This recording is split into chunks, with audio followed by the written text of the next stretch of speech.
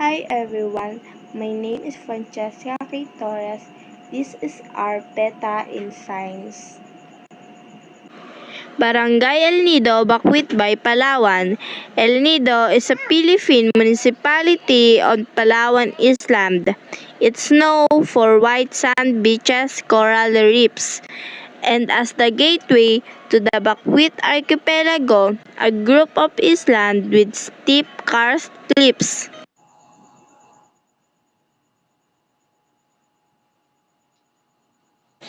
Barangay Talisay, Occidental, Philippines. The mansion was constructed in early 90s in memory of his late wife, Maria Braga Lacson, who died while giving birth to their eighth child.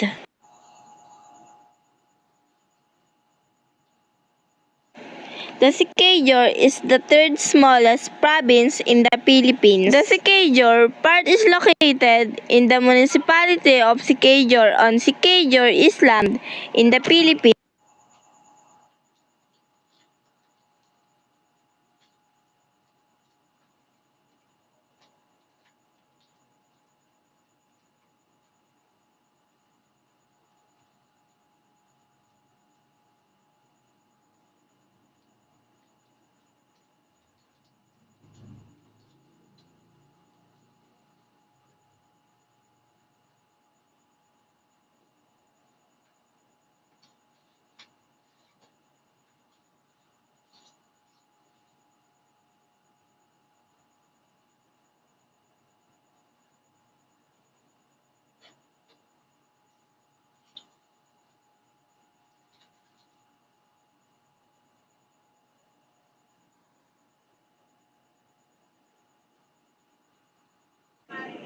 Batanes. Officially, the province of Batanes is an archipelago province in the Philippines.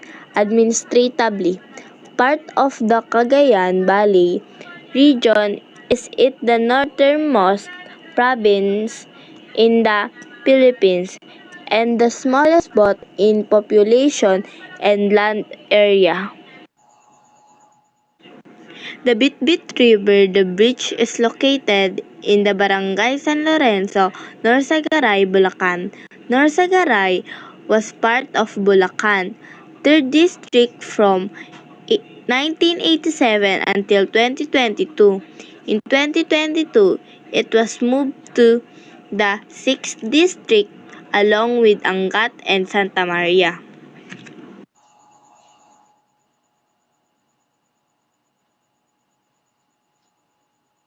Matigol Arakan, Bisaya. As the Philippines is composed of not less than 7,000 islands, I can confidently say that it has a number of undiscovered and unexplored nature wonders.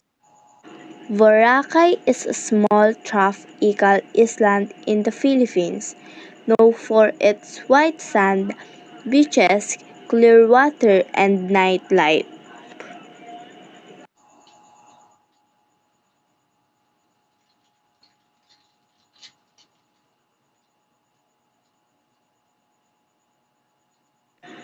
The colorful houses in Toboso, La Trinidad, Philippines are a community mural project that's a popular tourist destination.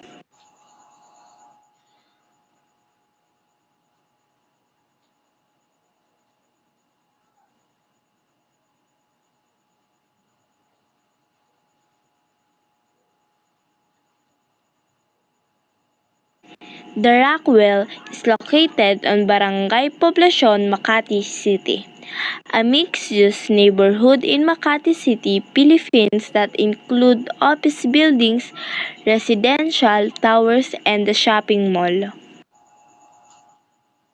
Cebu City is larger historical city in the Philippines that's a popular tourist destination.